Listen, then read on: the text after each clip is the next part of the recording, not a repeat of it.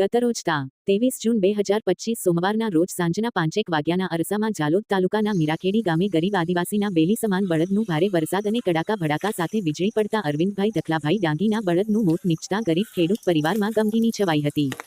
Reporter Ambaram કેથાડ.